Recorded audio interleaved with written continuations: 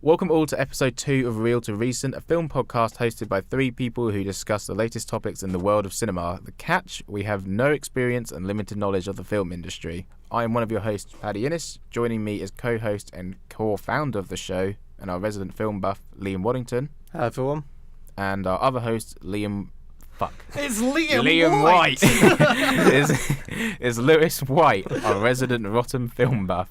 I like bad films, but not the films we're talking about today. Now, the overarching theme of this week's episode is video game movies. As our namesake goes, the first section of each show will have us look at and compare old/original films in a franchise to see if their modern-day counterparts improve upon the formula, or if they're inevitably worse. The two films we're discussing this week are not connected by franchise, but connected by theme. This theme is characters stuck inside video games, and the two films are 1982's Tron and Spy Kids 3, Not in D, Game Over. On to the first film, obviously Tron. Yeah. Lewis, take us away with the synopsis, please, and we'll break it down as we go. It's been a while on this one. That's a lie. Okay, so we start our adventure in Flynn's Arcade, a popular getaway spot for kids, and most importantly, the home of our protagonist, Kevin Flynn. As the camera zooms into an arcade machine, we see a game of light cycles. The movie takes us into the virtual world as we see the two video game bikes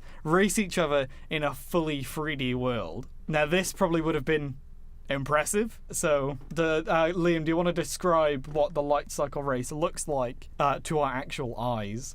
Do I have to? Yes. Give me an adjective. How would you describe it in one word? I have no idea how to describe it in one word. I was going to describe it as waxy. It looks like fucking melted crayon. Although we did say glossy.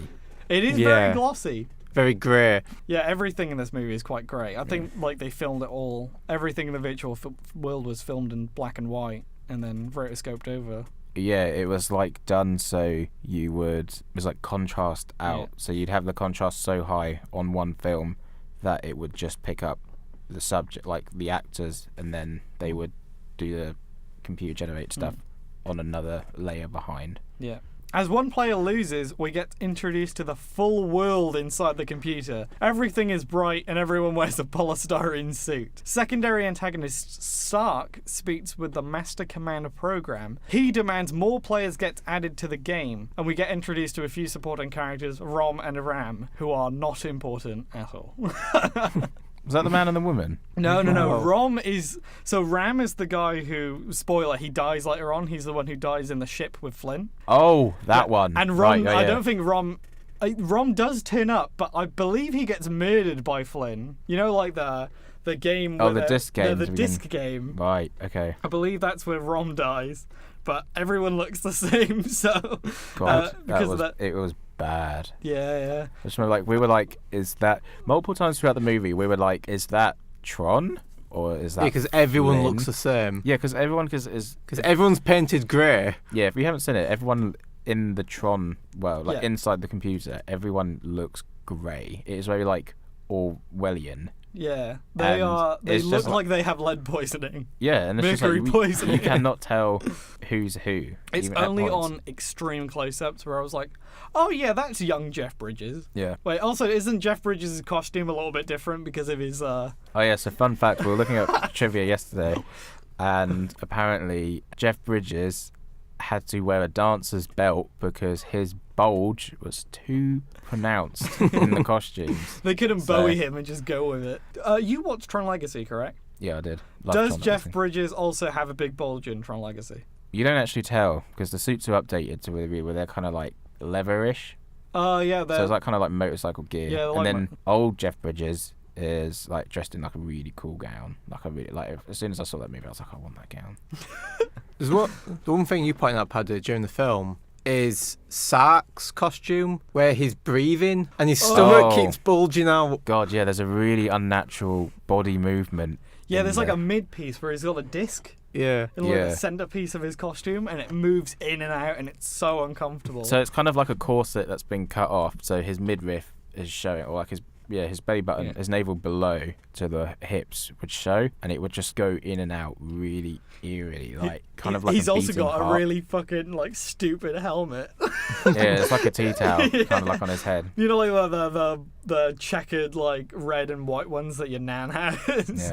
Yeah. I think when he says Rom, you mean Crom. Is his name Crom? Yeah. Cutting back to the real world, though, Kevin Flynn is attempting to hack into ENCOM through the use of a program he's created.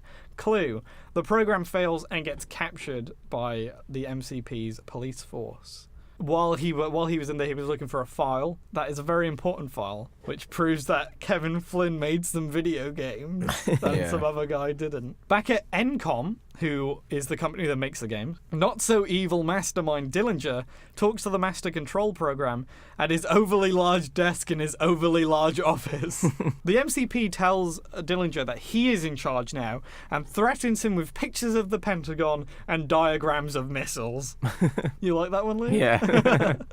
MCP blackmails Dillinger by threatening to release information that Kevin Flynn made the games that made Dillinger famous. Proceeds to lock down access to the network for Level 7 employees. Employees Alan Bradley and Laura Baines are unhappy with this decision, especially Alan, who can't access his Tron program due to Dillinger's lockdown. Laura deduces that Flynn is the hacker that Dillinger is looking for, so they confront him at his arcade. After a short talk, they all go back to ENCOM and try to hack in. Okay, that's the part I actually want to stop on quickly, because I mentioned it when we were watching it. Yeah. Because, is it Stark? Sark. He was talking about to the MCP, which is this AI computer program. I don't think you mentioned it. About how they need to find Flynn because they know he's the one hacking into it. And they're like, we need to find Flynn to stop him. He's hanging out in an arcade with his name on the building. Like, he's not even like when the two people go to meet him, he's in the middle surrounded by kids playing a game. He's not hiding. And it's just like, and this multi-billionaire company, we need to Literally find assassinate him. Yeah. Just get a man to shoot him. Literally, he's in. His name is on the building. He's in. And he lives there as well. He lives and works there. And they're just like, we need to find him. I know where he is, Dillinger. No, I can tell you where he is.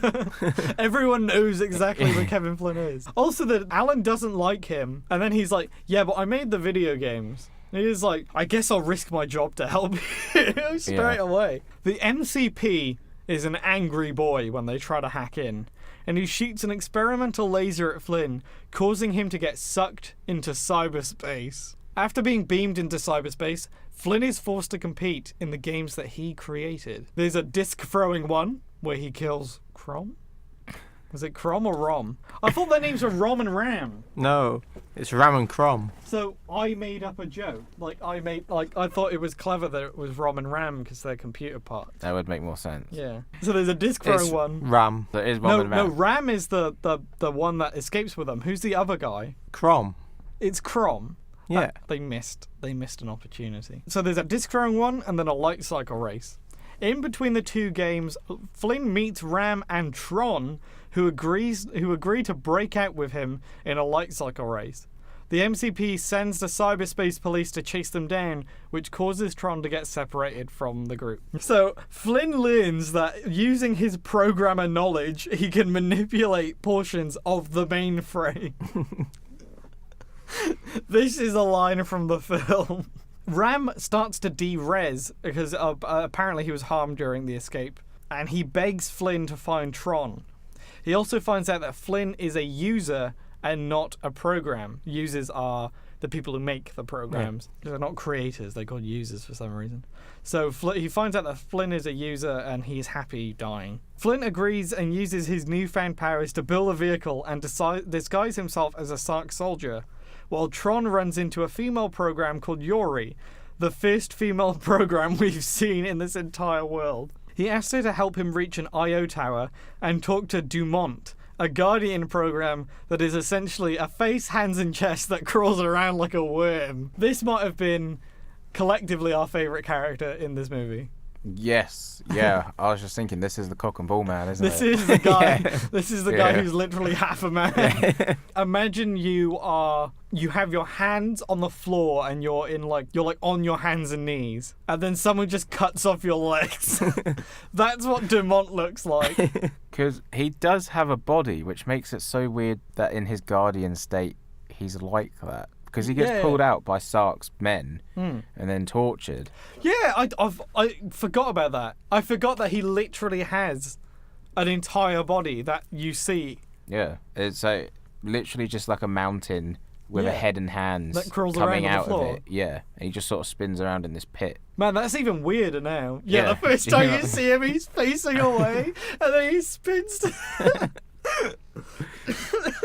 Using the power of Demont, Tron talks to Alan in the real world, who powers up his identity disc with the ability to destroy the MCP. Tron, Yuri, and Flynn all meet up and make their way to the MCP's core. They hijack a solar sailor, and they are part of a not-so-brief chase scene that probably goes on a bit too long. God, yeah, so much of this movie, reflecting back on it, is just chase scenes, but just also how long it was as well. Like, part of this, it did drag on quite a bit at times, because you're just like, okay, Flynn's been flying this ship for like 15 minutes. We've been on this little solar ship for like 10-15 minutes now, and it's like an hour and a half movie. It doesn't feel like that. It feels at least 3 hours. When I was, I'd personally, I'd say 2 hours, but Yeah. it does feel longer than it is. Yeah, especially compared to Spy Kids, which we'll get onto later. Yeah, Spy Kids goes like a fucking lightning blast. Thank Christ. After a not-so-brief chase scene, it gets destroyed, with Flynn and Yuri getting captured, and Tron apparently dying. I bet that doesn't hold up. The two escape. Miraculously, 2 minutes later, Tron is alive.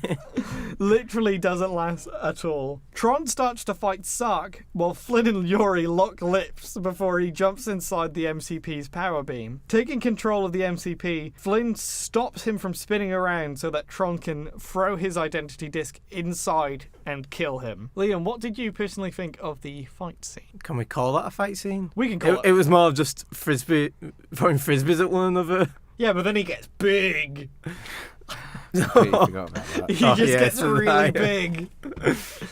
Flynn appears in the real world, and a printer spits out a piece of paper with alleged proof that he created the game. Dillinger enters his office, and the same text appears on his incredibly expensive desk. Flynn is now the CEO of Encom. Roll credits. Okay, so I think we should reiterate what the actual plot of this movie was. Yes. Because we were confused. Okay, so Dillinger is the CEO of Encom, and he got to that position because he stole games that Flynn made for the company in his own time, and then basically got rid of Flynn to cover it up. So then Flynn is basically hacking into Encom to retrieve this file which has been hidden, which proves that he made the games. In the end, it is literally like a fax machine, like a typewriter types out basically it's like Flynn. A game created by Flynn. Yeah, something which Flynn could have made, typed up himself, and printed. It was just like you went through all this effort, got sucked into a computer to get this one piece of paper which you could have made yourself. And it appears on Dillinger's desk, and Dillinger's like, "Oh no, this text appeared. I'm screwed." But anyone could have typed it. Yeah. But now Flynn is a billionaire. With that cool red helicopter lines. He doesn't have the red lines. No, because it was light. It was daytime. Because Dillinger came in at night. I reckon Flynn has blue lines.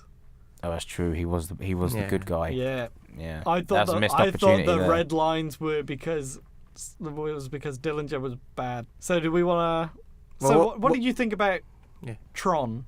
I wouldn't watch it again. I think it feels really outdated. I think for its time and for its animation, it was a trendsetter. It did reinvent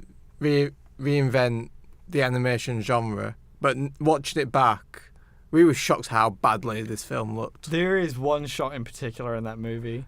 Oh, yes. There were a couple of shots where because for the most part, like, I think we just have to state how important this film was for animation. It was like basically all computer generated. Yeah, well, completely agree. This is the film that couldn't win special effects at the Oscars because CGI was cheating. Yeah, the Oscar board felt that using computers to animate was an unfair advantage. Yeah. As opposed to Disney's hand drawing, which would get shut down 10 years later after this film came out. No. Disney's 2D animation got shut down. I think it was like 2009, wasn't it? It was after Princess and the Frog. It wasn't that long ago that it got shut down. Because I thought they shut it down because 10 years after would have been around the time that Toy Story came out, and that was the first fully CG No, movie. 2D hung around for a while because of the Winnie the Pooh movies that were doing really well. And the Jungle Book 2. No, but I mean hand-drawn animation. So, like, basically the way Disney would used to animate their films is they would have this the big unique camera setup. Yeah, where it would yeah. have plates. Sorry, I thought you meant that 2D animation setup. No,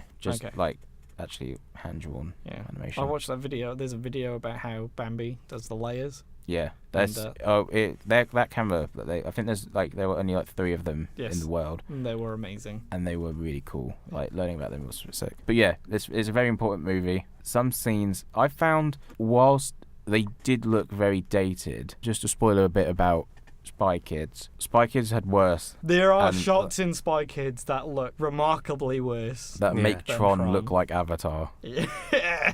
Because there's one scene in Tron towards the end where there's a hidden Mickey and they're traveling through like a green hilly zone. That green hilly zone is the worst shot in that movie. It was terrible. Like if you looked like Bubsy 3D on the PS1. Like if you go to watch the movie, I think it's like the 1 hour 45-minute mark. Yeah.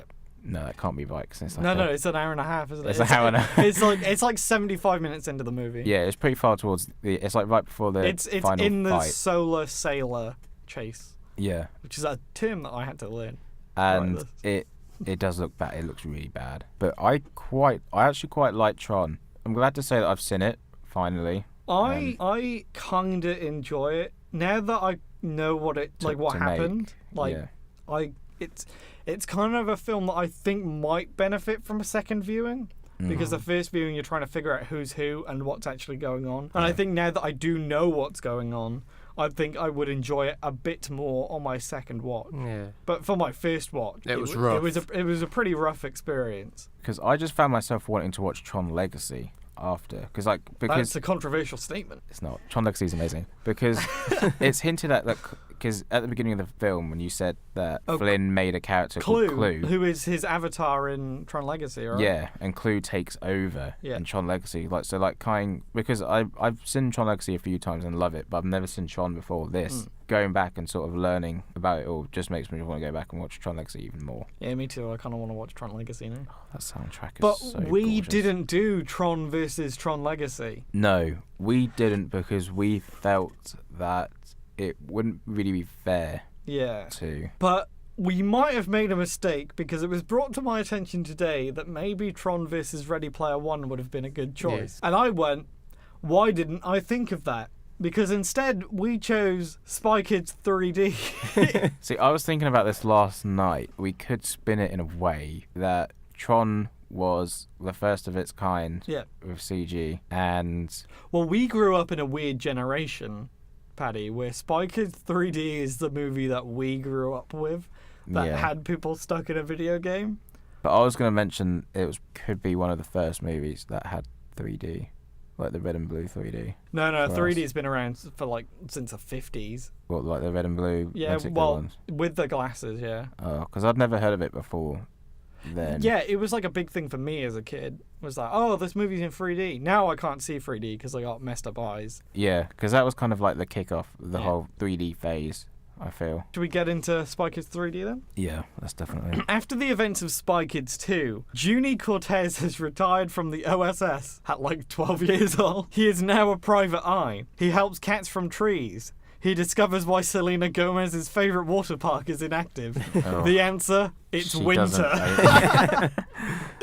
He finds lost toys. He saves up money to purchase the hot new video game, Game Over. Subtle. When at the shop, Junie Cortez considers giving his money to a charity shop, but changes his mind and buys the game instead. But he trips over, smashing his literal piggy bank on the floor and losing his money to the wind. Karma is a bitch. Upon arriving home to his treehouse, Junie is contacted by President Dalvin, played by George Clooney, in his underwear, who informs him that his sister Carmen Cortez is missing. Does anyone want to talk about George Clooney in this movie? Not his best role. Picking up from what you said, that he's in his underwear. He's not literally in his underwear. No. The trivia is that George Clooney filmed all of his scenes for Spy Kids 3D in his house, in his lounge, wearing only a suit jacket on top, and boxers or underwear Yeah, in his lower half. He literally just had the suit jacket on. Yeah. And then they filmed it in his living room. Then again, he only has 2 scenes in this entire movie, right? Yeah. Yeah, one near the so. beginning and one near the end. Where he's turning into Sylvester Stallone. That impersonation of Sylvester Stallone was actually pretty good. It was really Yeah. good, yeah. When he was practicing during the bloopers, during the credits, Yeah. we were actually surprised at how good it was. Arriving at one of the few practical sets in the movie, which doesn't look like a practical set, Junie gets debriefed on the situation. A villain known as the Toymaker made game over after he was imprisoned in cyberspace, and he intends to use the game to escape once players reach the fabled level 5. He made the game While he whilst was in in the game. cyberspace. Yes. So he's trapped in cyberspace, and somehow he made this game. And I imagine he, emailed a publisher and got it, sent them the files and got it printed. past classification boards, Yeah. got a publisher, somehow developed it by himself. Well, what else are you going to do when you're trapped in cyberspace for 30 years? That's true. Which is why he learned nothing about game design, and the game sucks ass. Junie ventures into the game and is given 9 lives. He meets beta testers Francis, Arnold, and Rez, who trick him into bouncing into a target and travelling to the moon. Within the start of the game, Junie has already lost 2 lives. Was it 8 hours? Because he has 12 hours he to has beat the 12 game, hours but and he then he loses loses- 8 of it when he don't. loses his first life. Don't. That's so frustrating. So basically, Junie has to find his sister and take out the toy maker in 12 and a half hours. Yes. Within about 5 minutes of being in the game, He's got 4 hours left. he's got 4 hours He left. gets chucked through a sewer and gets 8 hours taken off him. And they go, time flies when you're playing games. And that's the first 5 minutes, and you've Yeah. still got over an hour left inside the game world. Well, he gets stuck on the moon for 2 hours, right? When he comes out of the moon, doesn't he have 2 hours left? And the rest of the movie happens in 2 hours. I don't remember him seeing it again until the very end. No, he does check his watch. I think it's after the robot battle. The rules of this film and the game that he's in are so broken at this point. Well, characters lose 6 lives at once. Yeah. Which actually we'll get onto in a bit. So Junie is doing so bad that the villain of the movie appears and allows Junie to bring in an ally from the real world to help him in the game. He chooses his physically limited granddad, who is granted a power known as Mega Legs. Now that he can walk, he runs away and chases after a butterfly, leaving Junie to fend for himself. Oh no, the reason he chooses it because he goes through the list of family members, and it's Yeah. his dad is martial arts expert. I think his mum's a tactician. Yeah. But he chooses his granddad because he showed a diagram. It was because his legs don't work, it makes his upper body twice as strong, which would only be useful for pushing around his wheelchair a bit faster. But he picks the old man anyway. But it is a plot point. Pros, superior intellect. Cons, physically disabled. It's more convenient for the plot as well, because you soon find out. Not sure if you mention it. Not yet. Oh, a little bit of Okay. a twist. I'm Jeez. saving yeah. it for them. Okay. I'm saving it for them. He is a video game. Looking for level 2, Junie finds a robot battle arena where he faces off against a girl named Demetra, who is all clad up in a purple motorcycle jacket. He loses a life after getting his ass handed to him by Demetra, but he eventually pulls through and beats her, making her lose 4 lives in one punch.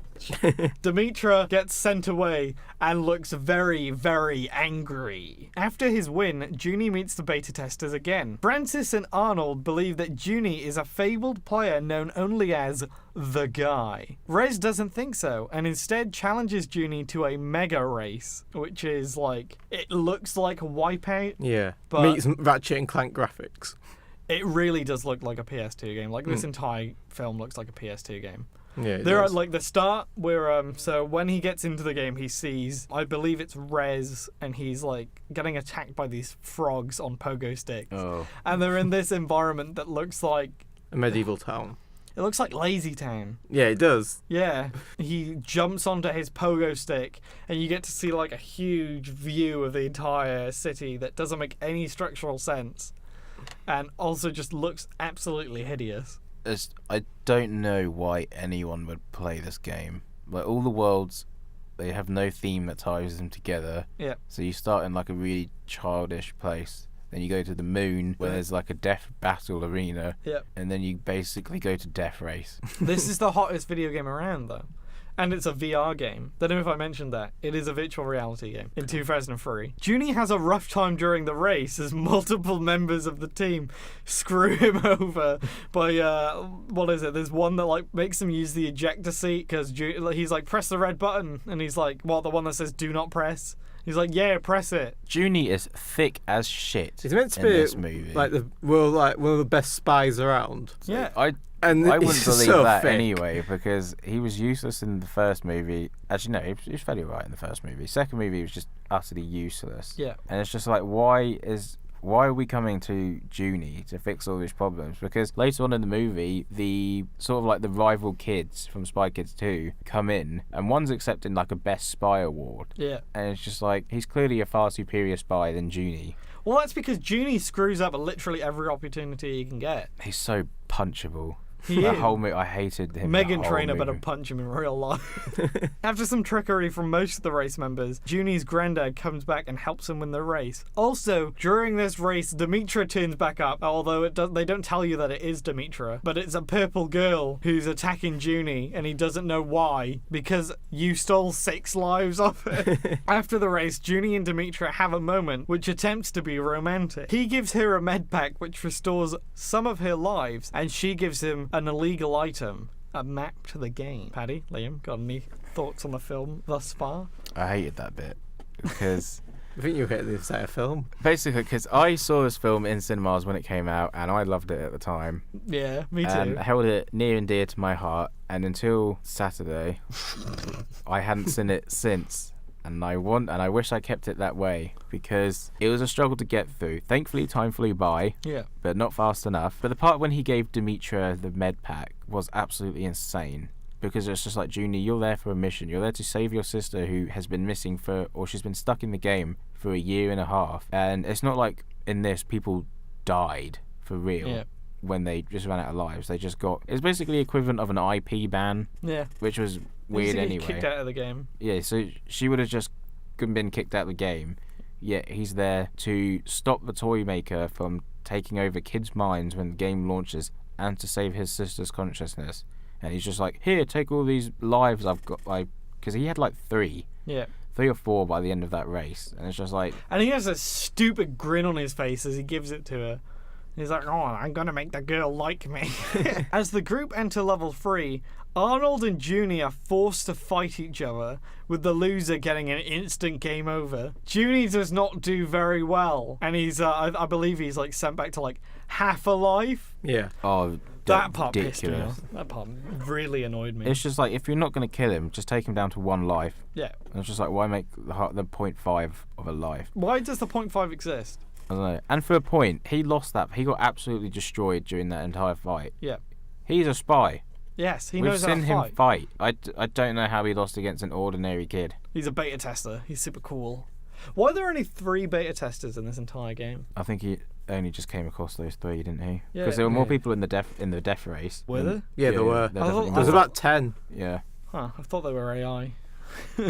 No, I think there were other players. Demetra swaps places with Junie as he is close to dying. She's defeated instantly. Who is like, isn't she like hyped up as one of like the most badass characters? Yeah. And then like, she just eats shit instantly. Everyone arrives at level 4 where they meet Carmen Cortez, who has been like, she's been let go from the toy maker. I believe it's like maybe like he lets her go so that she will help them reach level 5 and they'll let him free. Oh, wait. We haven't mentioned the toy maker Toy maker is Sylvester Stallone, played by Sylvester Stallone. but there are 4 of him. At points, there are 4 personality types of Sylvester Stallone. There's a hippie, There's a hippie, there's a general, yes, and a and scientist. a scientist. And it's great. Yeah. He is actually an enjoyable part of this movie. I have to give it to him. Like, some of the effects are pretty Oh bad. wait, there's 5. There's 5 Sylvester. There's the news guy who's played by Sylvester Yeah, Stallone there at is. the There's start. 5. Oh, yeah. Wait, is That's he right. actually like supposed to be the same character, or is It he? doesn't quite make it clear. Was it a real newscast? I think so. Or was it from... So he can not only make a game, but he can also make a news package that goes out into the real world. Well, he's stuck in the virtual world, so he can send things to people. Yeah, but they still have to get aired on TV. Yeah, he's like, I'm the mysterious developer of this game. The film follows no logic whatsoever, so I don't know why we're it's probably fighting not this. worth dwelling on it. But I just wanted to mention, because we hadn't before, Sylvester Stallone is in this movie. He is a fantastic part of this movie. But he did get a Razzie Yes. for his You performance. mean Razzie? A Razzie, yeah. Razzie, yeah. Does he deserve it? Yes. I don't know what his competition was that year. Can you get up the Razzies for 2003? Yeah. Well, I try not to sneeze. Everyone arrives at level 4 where they meet Carmen Cortez. Carmen informs Junie that the toy maker is the reason their granddad lost his legs. That was the plot twist. That was a big twist. That was the big twist. So it was actually a bad thing Yes, that he that chose his Junie granddad. chose his granddad. Probably should have chose his dad, who is a martial arts expert. Yeah, probably. I bet his dad wouldn't have lost that stupid pole fight. The exposition doesn't last long as the group begins to surf their way through a gorge of lava. They all get chucked into the lava by, there's like a giant lava monster that lobs balls of lava at them. But the lava is harmless. So they swim through it and find the entrance to level 5. That might have been the most pointless part of that movie. They're like surfing on the lava. Yeah, because Sylvester, the toy maker, is trying to help them Get to level 5. get to level 5 to get him out. They So want he's him out, basically helping them the whole time. which is why the granddad comes in. Have you got the Oh, you got it? Razzies? For the 24th annual Razzies, the nominations for Worst Supporting Actor were Anthony Anderson in Kangaroo Jack, Oh, that's As- a good one. Louis Booker. Louis? Is it Louis Booker? I thought that was Cedric the Entertainer. Is that the same person? Hang on, I need to look up What, this. what was the film? Kangaroo Jack. Kangaroo Jack. Okay. Alec Baldwin Oh. in Cat in the Hat as Larry Quinn. Oh my god, I watched Cat in the Hat about over Christmas because my sister made me watch it. Yeah, I watched it at the start of It's awful. 2018. He's like picking out his like belly button and stuff. It's grim. He's really creepy in that movie. He Like is Mug pretty Wise creepy. is. The whole film's creepy. Al Pacino in Jiggly as Starkman. Fuck is Jiggly? I haven't seen it. It's a romantic comedy starring Ben Affleck, Jennifer Lopez, and Al Pacino. 2003 Affleck is not good Affleck. He's a And terrible boy. Christopher Walken in Jiggly and Kangaroo Jack. But the winner went to Sylvester Stallone for Spy Kids 3D. Oh no, I think Kangaroo Jack's a good shout. Oh, Anthony yeah, you're right. I could have.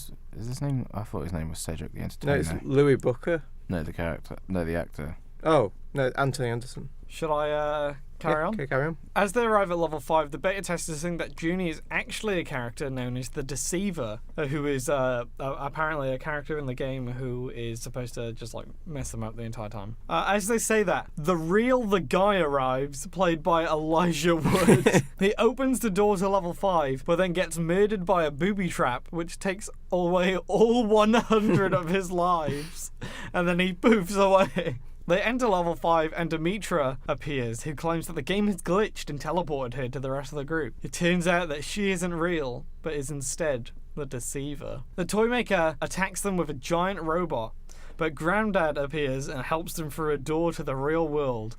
Demetra cries as if she was a real girl and holds the door open so that they can all escape. Yeah, that bit confused me because Demetra was a program made by the toy maker to help Yes. them get him out, yet she helped them get away from the robot he put in level 5. Well, technically, Granddad had so this is a reveal, but Granddad had already pulled that lever to let the Toymaker out. Yeah. So at this point, it doesn't matter whether they leave or not. But what's weird is that she cries because for some reason she's fallen for Junie Cortez, who's a stupid shit. Yes. As they all return to the real world, Granddad reveals that he released a Toymaker who is now attacking a sometimes real and sometimes CGI city. Oh no, you didn't mention the part about where Junie's like, I didn't even get her email. Oh, when she gets knocked out in the fight against Raz, I believe, he's like, I didn't even get her email. It's a great scene. It's very iconic. To beat the Toymaker's robots, the Cortez kids call in all of their family and friends who fight together wearing 3D glasses to beat the Toymaker. There's Steve Buscemi, Antonio Banderas, Machete. Who else is there? There's the Dinkster. Did somebody call the Dinkster? There's Ingrid, the mum. Yes. There's the grandma. granddad. There's grandma. Well, Then Grandad just spins around in a wheelchair for a bit. Then you had the two Southerners. Yeah, there's the Dinkster, and then his son, right? Oh, is that what he was called? Yeah, he's called the Dinkster, and then like his son and like hands him a branding There- iron. There was Alan Cumming, who famously plays Nightcrawler. Oh, In what's X-Men. what's his character's name in the first one? It's Do you want me to Google this? I'll do it. You continue talking about it because he There was Bill Paxton Bill Paxton. as Dinky Winks. rip. Is that The wait, Dinkster. The Dinkster's name is Dinky Winks. Yeah. Oh my god, I didn't know that. I've always called him the Dinkster. And then his son, James Paxton, as Dinky Winks Jr. Here you go, Daddy. Thanks, son. Grandad and the Toymaker have a heartfelt moment together wherein he tells the Toymaker that he forgives him. Also, we find out that for some reason, losing his legs, he can't enjoy walks on the beach with his wife anymore. That I get. Yeah. Very Tory, but I get it. Fegan Floop. Fegan Floop? That's who Alan Cumming plays. Wait, is that the guy with the... No, that's No, it. that's it's- the other it's guy. right, okay. Fegan Floop's the one that made the thumbs. Okay, yeah. He's pretty great. We find out that not only can he not enjoy walks on the beach with his wife, but also that he missed his daughter's birth and her wedding. And it's like, that's not They're because two very far apart. Yeah, that's not because you lost your legs. Your wife went to those events. Yeah. Why didn't she take you with her? You have weird spy gadgets that let you fly. Yeah. This is just because he was lazy. Or a bad granddad. Or a bad dad. Bad father, it was his, yeah. Oh, yeah. It was his daughter. So he tells the Toymaker that he forgives him and that he's been searching 30 years for him so that he can tell him that it wasn't his fault. The Toymaker shuts down his robots and they all celebrate together, and that's the end of the movie. What a journey that was. It was painful. Yeah? It was. I think I just deleted the transcript. Good. Spy Kids 3 was so hard to sit through. Yeah. It flew by. It didn't feel as long as Tron, but it was bad. The writing was bad. The rules of the film that it set up itself made no sense. The CG was distracting to the point. Like, everything was glossy and metallic looking. Yeah. And whilst Tron, obviously the CG is 37 years old, I found bearable. It wasn't as harsh to look at because it was a cyber world, but parts of this were like trying to mimic real elements, especially the last fight. Yeah. Where it's a CG city and it's very obvious. Well, that's weird because there's a shot with Antonio Banderas where he's fighting a robot and the background of the city is a real picture. But then there's also parts where there's a CGI version of that city, and the fact that there are two versions of that one street confuses me so much. It was very jarring. And and you can tell that none of the actors were in the same room in that final scene of the movie. And there's one part where the mum and the grandma are standing next to each other. Oh no, there's one part where Machete flies in and they stretch his body as they move him towards the camera, so it looks like he's flying in, because really he's just jumped. Possibly, I'm guessing I'm completely opposite to you two. I actually enjoyed Spy Kids more. So I enjoy it as a meme. Yeah. I do not enjoy it as a film. It's not a good film in the slightest. So Liam, if you were to choose real or recent... Yeah, what's your vote for this time? Because last time we unanimously agreed... Recent.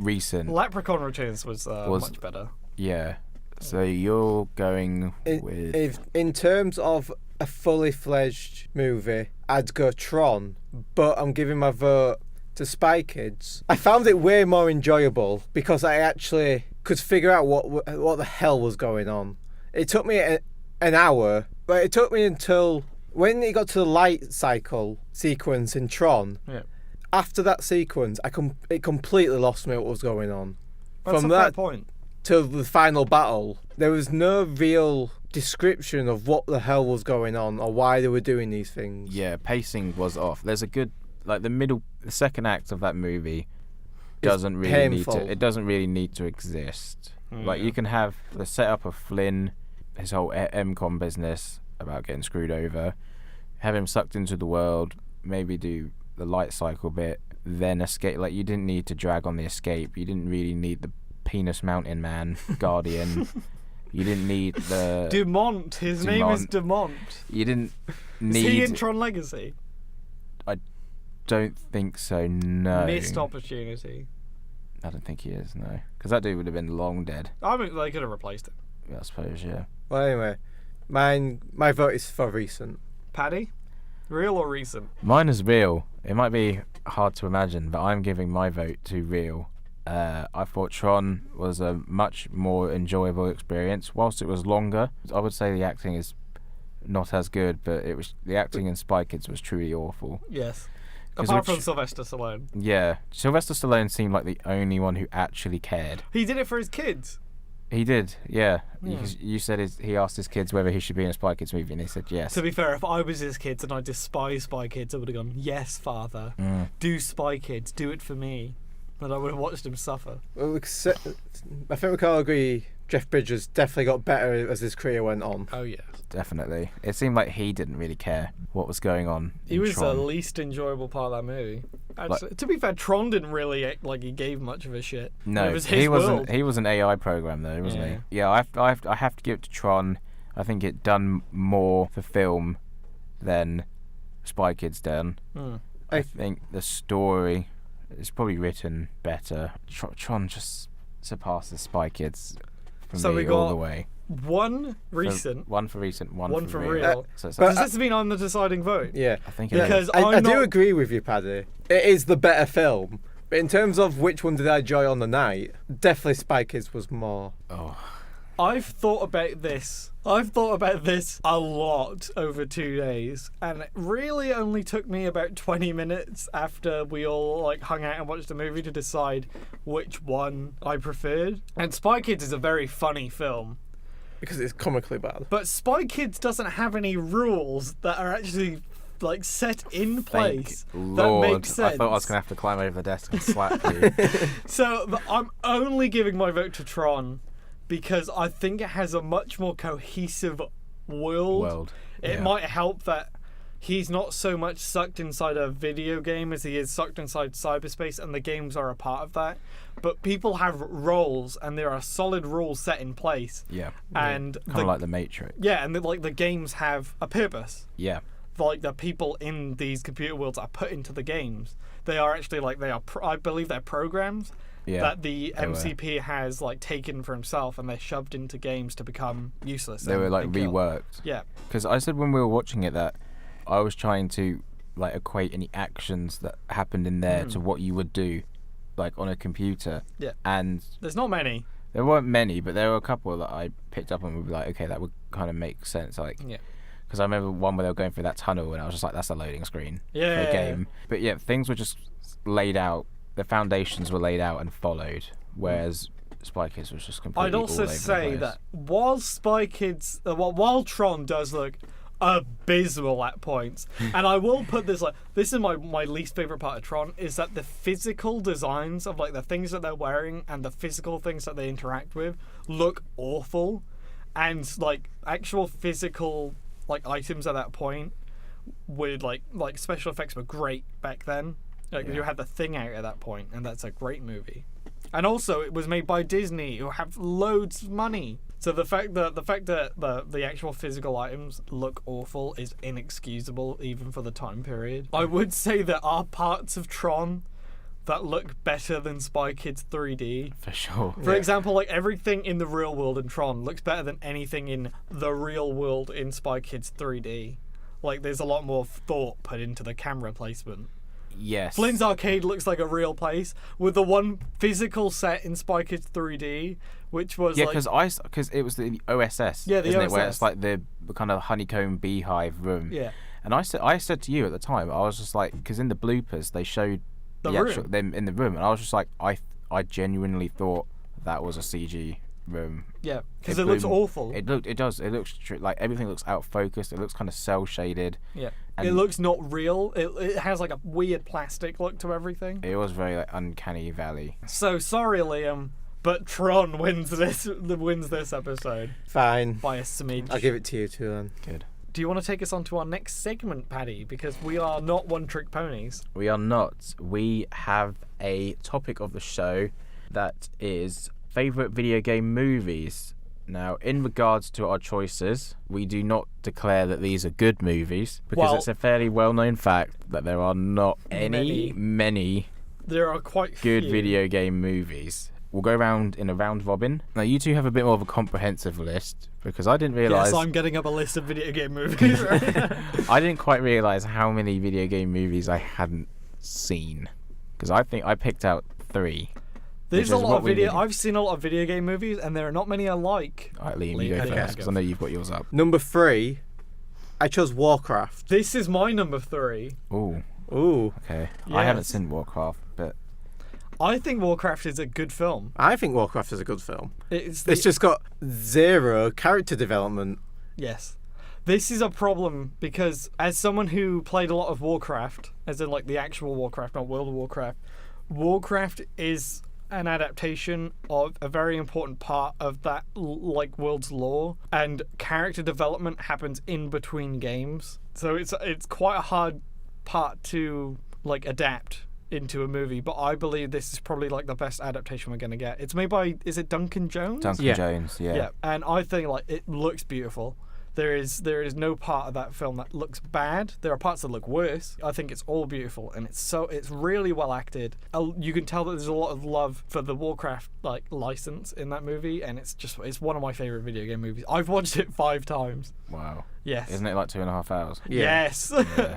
It's long. The practical effects and props for Warcraft are stunning. The fact that they well. made that stupid looking Warcraft armor look normal is like that's a feat. Because I believe Adam Savage has tested, the prop shop sent him samples of the armor from Warcraft, and you're just like, holy crap, that not only looks... I can't remember who makes it. I want to say it's Weta Workshop in New Zealand. It genuinely looks like it's made of metal, but it's just like foam. It is so good.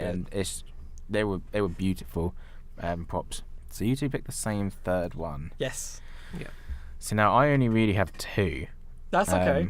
Make one like come out twice. So I'm going to put for my number 3 choice. I'm gonna put the Angelina Jolie Tomb Raider movies, and I'm gonna put Cradle of Light. Is that the second one? I think Yeah. so. Is that the one Yeah, with Jorah Mormont in it? Or is that the first one? I don't I'll know look who it up. is. Which one's the guy from Game of Thrones? I have never seen Game of Thrones, but it's the one with Daniel Craig. Yeah, Okay. that's Cradle of Life. Is Yeah. it? Yeah. What did I say? Light. Oh, okay. Well, yeah. Just because Oh. that's one of the only other video game movies I've seen, I can't say. It's I don't know. enjoyable. It's It's It's enjoyable. something. I mean, Lara Croft was a fairly shallowish character back then. That's actually a really weird like part of these movies is that Lara Croft was so famous that it's Angelina Jolie stars as Lara Croft. Croft in Tomb Raider and the Cradle of Life. Apologies.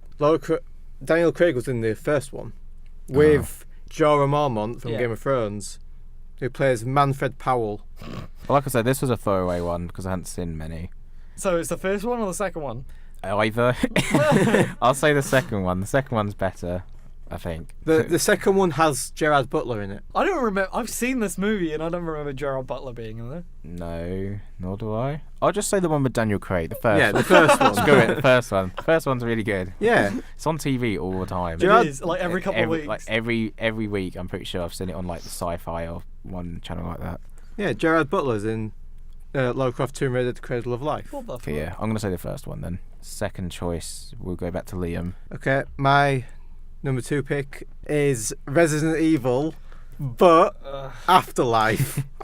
Shit! This is my second one. Oh, for you Christ's said sake! the second one was your... Oh wait!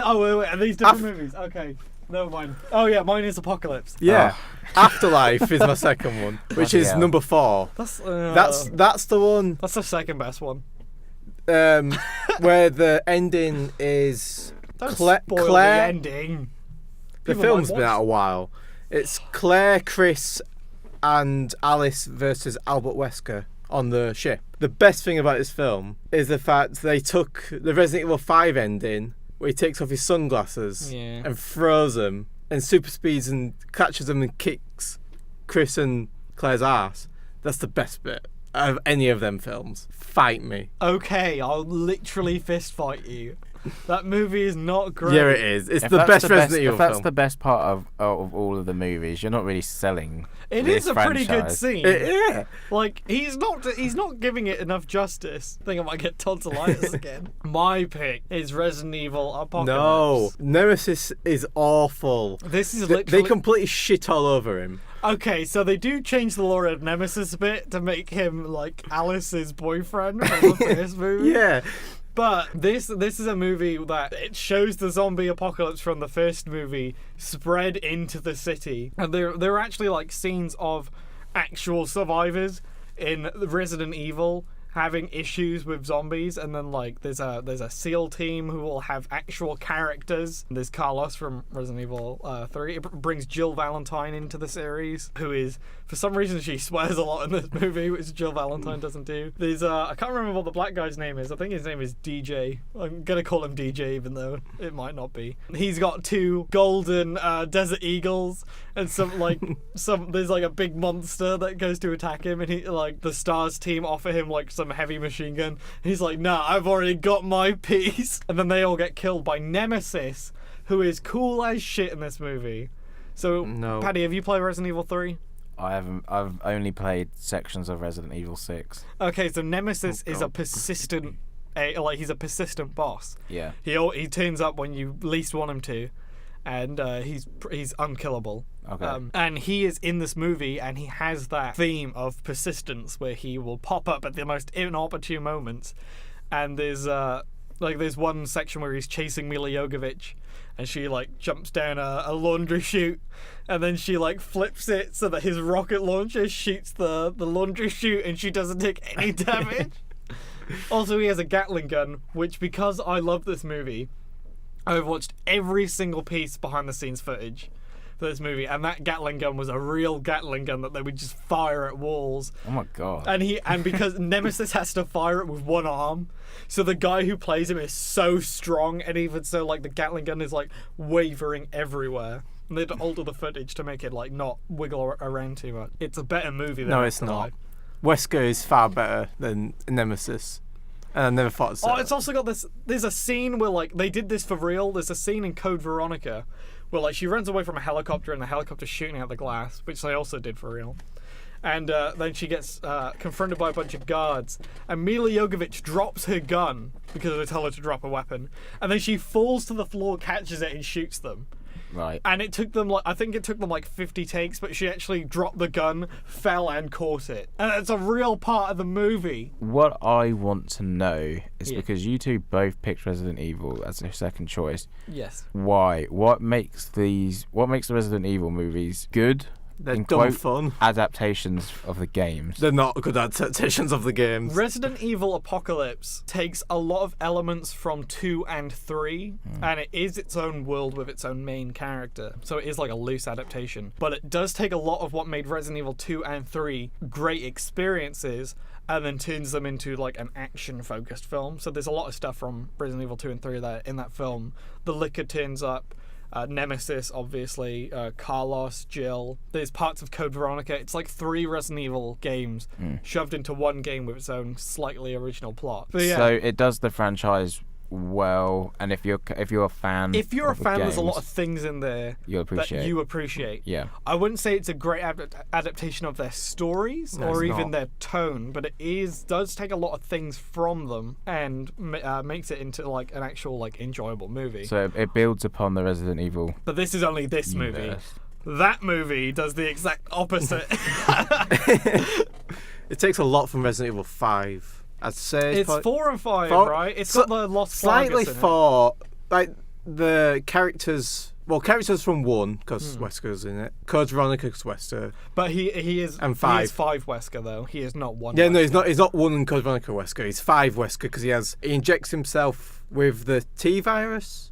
Is it T or C virus at this point? It's not the T. It might be the T virus. Who gives a shit? Yeah, he injects himself with the virus, but instead of him turning into a zombie, it gives him super strength and super speed, like he Yeah. does in 5. And then the ending fight is basically It's a it's a- shot-for-shot remake. it's a shot remake of the cutscenes at towards the end of 5, when they were describing where he takes off his sunglasses he flicks them and he super speeds and turns around. And in the game, it's Chris and Sheva.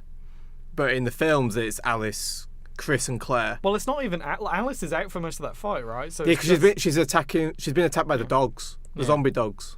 Big zombie dogs. They literally slap lasagna on those dogs. But also, that's not a joke. They also have the axe wielder from 5 as well during the prison fight.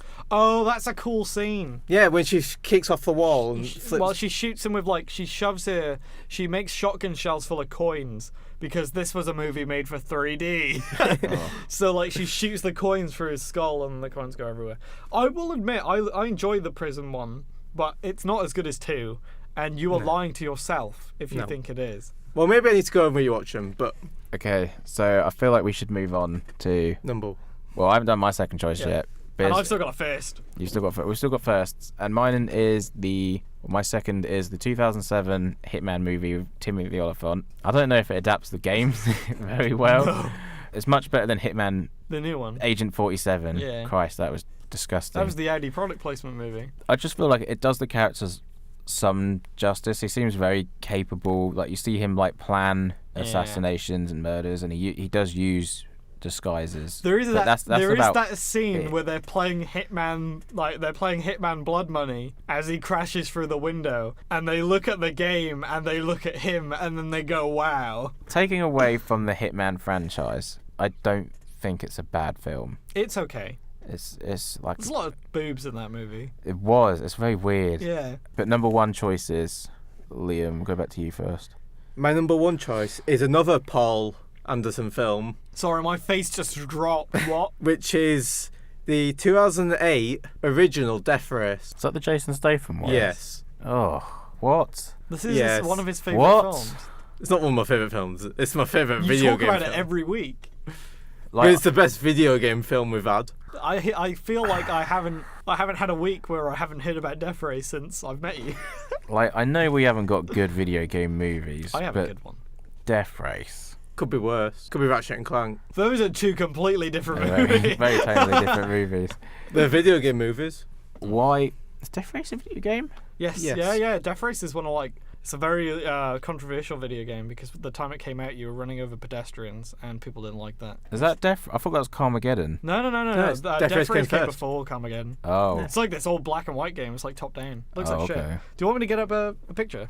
You can do. Liam, you explain why it's your favourite video game movie. Now remember, we're not advocating that these, because they're our top choices, we're not advocating that these are good movies. It's my favourite video game movie. It's just a mindless, violent action romp. Oh, okay. So technically, it is a video game movie. That was controversial. Yeah. You can't even tell those are people. It's a bunch of capital I's and car sprites, and they're supposed to be people, and people got a bit pissy. I see why people got angry about Carmageddon, but that I cannot understand. I know what year did it come out? Oh, I don't know. Let me mute my mic because this is a very clicky board. It's just a mindless romp 1976. that you can watch on a night. 86. 76. Okay. The plot is a generic plot. Write me a video essay on Death Race. Jason Statham's character. It's Frankenstein, isn't it? Is that what he's called? Yeah. And his face just dropped. I just remember renting this movie from Blockbuster. I rented this movie from a corner shop in Abersucken, and the case said "Do not rent." Jason Statham's character gets framed for murder of his wife, and then gets sent to Terminal Island Prison, where they run death races, and if you win the race, you get free. Thrilling. Yeah. There are 5 of these movies. Okay then. There's Death Race 2000. Yeah. Pretty sure there's a Sylvester Stallone Death Race. I might have to watch that. I feel like he was in a Death Race movie the 80s. I hope he plays the toy maker. Okay, what's your number one then, Lewis? Silent Hill. No. Silent Hill is actually probably the best adaptation. It does kind of like screw around because the director is obviously like a big fan of Silent Hill, so like Yeah. characters like Pyramid Head turn up, whereas I don't know if any of you are familiar with Silent Hill, No. but the enemies in the first 3 Silent Hill games are designed around the characters. So like Pyramid Head is the embodiment of a lot of the protagonists of Silent Hill 2's like actual like thoughts and fears and how he perceives himself. So there's a lot of enemies from Silent Hill that turn up and they shouldn't be there. They should have been original enemies. But it's a great like look at this town and the plot of Silent Hill 1, and also has a female protagonist. And she's pretty great. Now, I'm not going to like big it up because it has a female protagonist, but it was like, as a Silent Hill fan, it was a really nice, like, fresh, like, look at Silent Hill because it was a mum looking for her daughter instead of the stupid shit Harry Mason from who's played by Sean Bean, who doesn't do anything. I haven't watched the sequel, but apparently Sean Bean's in the sequel for like 5 minutes. Yeah, he is. Okay, so for these top choices, I'm looking at the meta scores. Yeah. For Silent Hill, it's got 31. It deserves so much more than that. There is a Death shot Race. in that movie which is like perfectly recreated from the game, and it's like an amazing shot, and it's so good. 2008 Death Race has 43. It's not a better movie. It's Riot. Yes. Riot. Now, I haven't actually looked at the score for mine, Go on. but I think mine is going to beat both of yours. Is this? I know what it is. My number one pick is Prince of Persia: The Sands of Time with Jake I Gyllenhaal. believe that does have like a meta score of like 60. 50. Okay, so I Okay. literally beat Death Race by 7 on Metacritic. I genuinely like this film. Like I genuinely like Silent Hill. Yeah. Really good film. and Liam for Wait, some what does reason likes Warcraft different- have? Warcraft. I like this. I can't spell Warcraft. Hang on. 32. Damn. Okay. But a big element of the Prince of Persia games is the combat and free running and Yeah. parkour. And the movie does this exceptionally well. Like the stunt work in Prince of Persia is fantastic. Even like the beginning scene where it's like him as a child. It's just done amazing. Like the cast is pretty good. Like so Ben Kingsley is in this movie as well. Ben Kingsley's in a lot of video game movies. Is he? Yes, Ben Kingsley seems to do anything for money. Oh. He's in there's a Dungeon Siege movie by Uwe Boll. Oh, him. Yep, and Yeah. he's Ben Kingsley's in that Nothing movie. but praise for that man, just in case he wants to fight us. I want Ben Kingsley to fight me. No, I meant Yui Bowl. Oh. But yeah, I've just placed it at number 1, mainly because I haven't seen many of the movies. One scene where his camp where Prince Dastan, or the prince, his camp gets attacked by these like black assassins. They're not actually black, but I think they're called the Black Assassins or something like that. And they get attacked, and then he uses the dagger to like rewind time, Oh, so that he can plan out. so he can plan out the Yeah, attack, that and it's is just cool. really cool. And Yeah. Alfred Monola is in this movie as well, and he plays like a sheik who races ostriches. Because in the film he says like ostriches have a suicidal tendency, so he puts like a bag over his like prized ostrich's head so it doesn't see trauma and then go try and kill itself. And for the longest time I thought that was an actual thing ostriches done. So until like a good 5 years ago I thought ostriches actually would kill themselves from like PTSD. Paddy, please promise me like watch Silent Hill. I will. Out of all of the movies we've discussed, just because Warcraft is 2.5 hours long, and I generally know nothing about Warcraft. I didn't, but I thoroughly enjoyed I it. do. Silent Hill has a user score of like 7.9 on Metacritic. Yeah. Yeah, it's critically low, but it's loved by fans. And I know because I just connected this thing to the Wi-Fi so that I could. That was a pain in the ass, so that I could prove it's a good movie. Anyway, those were video game movies. We should get onto news. Liam, take us away. There are 5 items on the list today. On the docket, The first one, keeping it video game themed, was starting with Sonic and his preposterous look for the new film. Sonic has no ass. His Wait. ass is gone. Which in I the didn't realise Sonic had an arse. Classic Sonic has a big ass. Is he thick? He's chunky. So the images were leaked from a PowerPoint slide which says a new modern take on the brand without abandoning its core essence. To be fair, Really? To be fair, the core essence of Sonic is attracting furries, and I believe that some people are gonna like massively get their rocks off with this one. I don't know. He's quite frightening normally, because these leaks started a little while ago, because it started with The posters, him, right? the posters, and there's one where he's like on the Golden Gate Bridge. Oh, with his And he's taking a picture. awful He's got poster. one leg up and another one straight out, and Mm. it's just like the meme about where he have to place the camera on his crotch to take the picture. I'm not sure. Can you check this? But Tim Miller, who was the director of Deadpool 1, I think was producing this movie at one point. But I'm not sure if that's still He is true. one of the executive producers. Oh, Christ. What's your problem with Tim Miller? Nothing. Well, I just think after Deadpool 1... just saying, I'm looking at some of the things that he's done, and he's done some shit. Well, he'd made video game trailers to begin with, didn't he? Because he... Was Terminator Dark Fate? Don't know. Because I'm pretty sure he directed or produced the Arkham Origins reveal trailer. Yeah, he where it was did. Batman versus The Deathstroke. Yeah. And that is the best trailer. That It's is the Terminator reboot. Oh, and that is the best Arkham trailer I think we've got yeah. for all 4 games. Agree. So Sonic, not looking forward to it. Yeah. I don't really like the I'm looking forward to it. I don't really have any allegiance to the character anyway. The only interesting thing about this movie is Jim Carrey is Dr. Eggman. I weirdly know a lot of Sonic the Hedgehog lore. Name is Sonny the Hedgehog, actually, and his dad died, and then he went for a run, and then he fell in some acid, and then he became irradiated. Anyway, next item on the list. Sonic looks fucking horrifying. Agreed. Again, video game themed. Releasing in fall 2019 is a direct-to-video Doom Annihilation film, written and directed by Tony Giglio,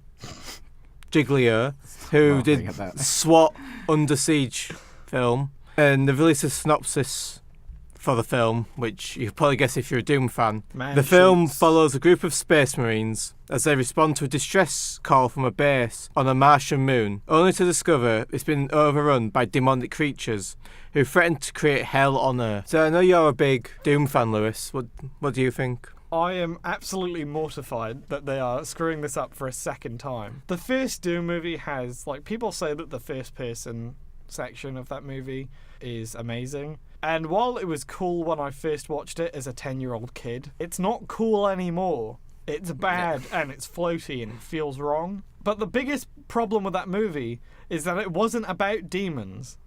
Yeah. It was about weird mutated zombie things. We need this movie to be about hell and hell opening, and then one guy is like, I'm pissed. All of my friends are dead. Doom is a game about a man whose rabbit got killed, and then he got angry and killed all the demons. Is it actually? Yeah. His pet buddy got killed, so he kills all the demons. I did not know that. And if you play Doom 2016, you find out that the Doom guy from Doom 1 and 2 is also the same Doom guy in Doom 2016, and he got trapped in hell, killed demons so much that they became scared of him, created a group of knights that would fend off, that would kill demons every day, and then they killed his son, tricked him, and entombed him for 100 years, and then he gets out and is immediately pissed and then kills them again. I was gonna say in Doom 2016 it opens he punches like a robot. He's awakened on a tomb, and then the possessed, which there are zombies in Doom, Yeah. the possessed are technically zombies, but they've had their souls sucked out of them. And one of them goes to is walking towards you, and then he just grabs its face and shoves it under the stone tablet that he's resting on. That's what Doom is. Doom should have been the Dread movie that we got with Carl Urban, but angrier. At some point I really want to talk about Dread. We can do Dread versus Dread. Yeah. Yes. Yeah, that is our real. Dread versus Dread. I already know what my vote is going to be. Are we gonna do that next, or are we gonna do that after the next one? We'll do it after the next one, which I'll mention in the wrap up. Yeah. But next point. News. Blumhouse doubt there'll ever be a Happy Death Day 3. Okay, I'm good with that. Reported by Bloody Disgusting, Bloom responded to a fan asking how likely a third Happy Death Day movie would be. He plainly said, not very likely, but not impossible. The director of both films, Christopher Landon, says, I always imagined this as a trilogy, so I have the third movie, but it's just a question of whether this one, which is Happy Death Day to You, does well, which unfortunately it didn't. Oh, did it not? There were a lot of people when I went to see it. I would love to make the third one. I think it's really bonkers, fun idea. I do not want to see a third one. Nah, I enjoyed the second one, but not as good as the first one. The time travel aspect of it was just way too over the top. It kind of it stretched out the idea on the second one to the point where you're like, okay, this is a great ending. Yeah. But they should have skipped the first one. The marketing to you is completely different to what the movie is. Well, the marketing suggests... Liam, me and you were talking about this, is that it just shows like one montage from that movie in the trailers. Yeah. And it's like, go watch it. Yeah. That's all I did. I didn't even hear of the first one. The first one was really good. I think you'll enjoy the first one. It's a good subversion of Groundhog Day. Yeah. Okay. Which is getting a sequel in a video game form. So, for the marketing to you, it's basically one of the groups of characters being chased by a killer, but it's not that at all. It's about them figuring out what created the time loop in the first one, and then them trying to stop the time loop in the second one. But it completely forgets it's a slasher film until the end. So the killer appears at the start and doesn't appear again till the end. Well, they're two different killers. That's spoilers. No, it's not a spoiler, because the first killer gets shown at the start of the movie. No, I mean when they go into the ultimate domain.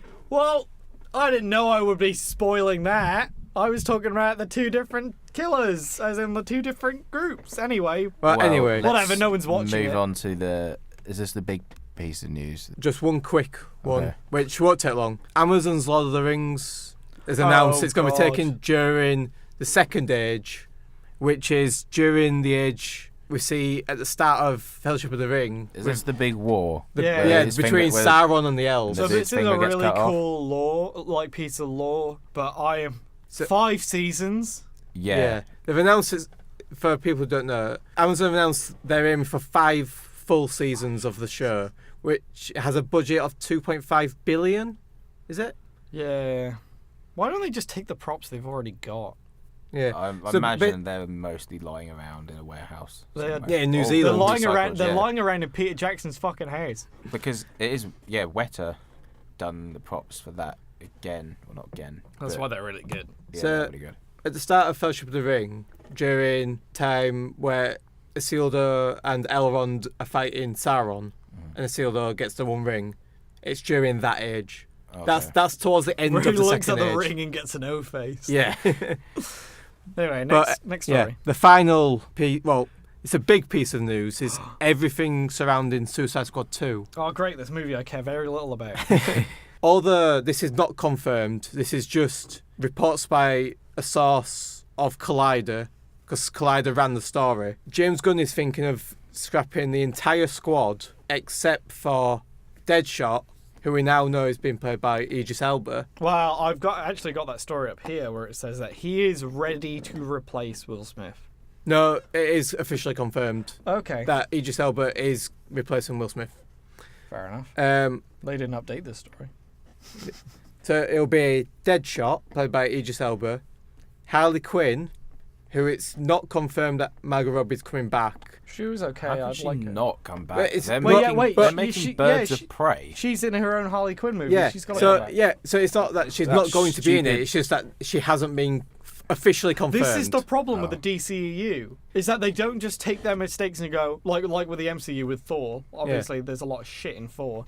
They were like, we'll Thor just take 2. That and we'll make it better next time. This one's just like, oh no, we messed up. Let's just completely forget about it and make our universe one huge mess. Yeah. So they're scrapping everyone else apart from them two. What about El Diablo? The only one who had a character development. You were upset about Katana. Yeah. Being removed. Her sword traps the souls of her enemies. See, I like Katana as a character. Yeah, me too, but she didn't do anything in Suicide Squad. So. No, I didn't. So they're replacing them with Ratcatcher. I don't know who these are all rumours. Yeah, these are rumours. Ratcatcher, who's going to be played by a female. I wasn't sighing at the female part. I was like, Ratcatcher. I don't know who Ratcatcher is. It's basically a man who can control rats. It's from the Batman animated series. Are you going to tell me that the characters in this version of Suicide Squad are going to be more useless than the last? No, I haven't finished. The next 3. Okay. King Shark. It's kind of useful. Is he Killer Croc? He's Killer Croc's replacement. But is he just Killer Croc? He's a shark. Killer Croc's the one that got them an Oscar. They should bring him back. Polka Dot Man and Peacemaker. And Peacemaker is rumoured to be played by Dave Bautista. Oh, so he's jumping over to DC with James Gunn. Yeah. Don't do that. Like Marvel would ever take him back after what he was doing. It basically told Disney where to stick it. This Pretty is much, actually yeah. going to be like the part that might take me away from the MCU. It's like, because Guardians is like my favourite part of the MCU. Yeah. Yeah, it's one of my favourites. Like James Gunn I don't- worked so well with the Yeah. ensemble cast, and he managed to give them all decent screen time and development. Personalities and Yeah. like jokes. They've all got jokes. He worked like Avengers Endgame was coming out. He worked on Endgame. Yeah, he wrote pretty much All of the Guardians. all of the stuff. Guardians dialogue. I would have, kind of moving off topic, but I would have quite liked to have seen him take on more. Yeah, me before. too. Yeah. I like James Gunn's work. Yeah, Well, so his do I. recent work. That Romeo and Juliet film he made with the big monster dick. That's not good. Yeah, we're looking forward to Brightburn, Yes, same. Evil Superman. I've actually got one piece of news that I don't have up, but Okay. we haven't talked about it. And this is about a film that Liam loves, and it is about Bohemian Rhapsody, which is going to be released in China, but it's going to be released in China without any homosexual content. So, the entire film. Wow. There's a lot of important parts of that film But there's that no, are there's no, homosexual in nature. yeah, but it's not, it's implied, but it's nothing, Well, you want about he has a boyfriend at the end of it. yeah, but there's nothing, it's not like they're having like a snog. You just know they're together. Well, yeah, but they're going to take out a lot of that implied footage. That's just stupid. So there's like a lot of parts where Freddie Mercury's like eyeing up a guy and then he follows him into the bathroom. And it's like, and then like later on he gets AIDS, and it's because you followed his story. So that, You followed his story for all of these events that like you're like, Freddie, don't do that. Don't do that, Freddie. I know what's gonna happen to you, Freddie. Don't do it, Freddie. And then like you find out he has AIDS, and you're like, well, I know why he's got AIDS. yeah. But are these Chinese viewers gonna know why he gets AIDS, or is he Just gonna just magically is have he it. just gonna get the magic AIDS? No, I think that's kind of stupid. I think this is a ridiculous, like a way to go with this movie. Yeah. You either release it in China as it is, or you do not release it in China. Yeah, because his whole sexuality is a major part of that film. That he's battling with his sexuality, which is why Yes. it turns There out is the a way s- it is with a his scene- drink and his drugs. There is a scene where he talks to his wife, About him. and he goes, "I think I'm bi," bisexual. and she goes, No, "No, you're Freddie, gay." you're gay." Exactly. And he's like, "Guess I'm gay." But then he's still married. But like they're in still married to her. in China, he's gonna go, "I think I'm bisexual." And she goes, "No, Freddie, you're straight." And then they're gonna Google. Well, they can't Google because they're in China, but they'll Weibo Freddie Mercury later, and they'll find out that he was a homosexual. Just a stupid decision. Let him be gay, China. What is there? I might be completely like missing the point here, but is there some sort of problem? Like, do they just not like gays? Well, they don't like gays or blacks. I think we should stop This is- no, there. this is no, just- I this don't is think we just should jump on social No, political aspects of China. okay, let me put it this 'cause way. we're already running over. Let me put it we're this at, way: We're at the over Star an hour Wars, and a the half. Star Wars This is posters a nightmare in to edit China, anyway. they don't show Flynn. Is it Finn? They don't Finn. show Finn. Finn. I've been watching too much Tron. Too much Tron. They don't show Finn because China has a little bit of a bias. I'm gonna have to edit that out. No, this is a okay, so known thing. That Paddy. marks the end of episode 2 of Reel2Recent. If you've made it this far, I don't know how, but thank you for listening to our nonsensical ramblings. I believe next week our Reel2Recent is going to be Willy Wonka and the Chocolate Factory versus This is- Charlie and the Chocolate Factory. Make sure to follow the podcast on Twitter at Reel2Recent and to subscribe to our RSS feed on iTunes and other platforms. Yeah, if you just podcast search platforms. Reel2Recent, that's REEL2, The number 2. and recent, you should find us on any podcast app. Yeah. I use Castbox, and I can find us on there, and you use... I use Podcast Addict, Yeah, and so- we turn up. And obviously, if you're on iPhone, hopefully we turn up on iTunes, but none of us have an No. iPhone, so we No. can't check that. And we're also on YouTube. You can Yeah. check the video out there. It's just audio at that point, Maybe one day there'll be a video version, but I don't know. perhaps. Not now. Too lazy. But I have been one of your hosts, Paddy Innes. With me, Liam Waddington. Thank you for listening. And Lewis White, not Liam White. Thank you. I could become Liam White. If you screw it up enough, I'll change my name to Liam White, and then you'll call me Lewis. No, I think it's just because I was looking at Liam. Do we have anything we want to plug? You can follow me on Twitter at Lewis_D_White, and that's about it. You can follow me at Liam_Waddy, which is WADDIE. And you can follow my film blog on WordPress at Liam W Portfolio. And you can follow me at The Chunky Badger. Okay, thank you very much for listening, and goodbye.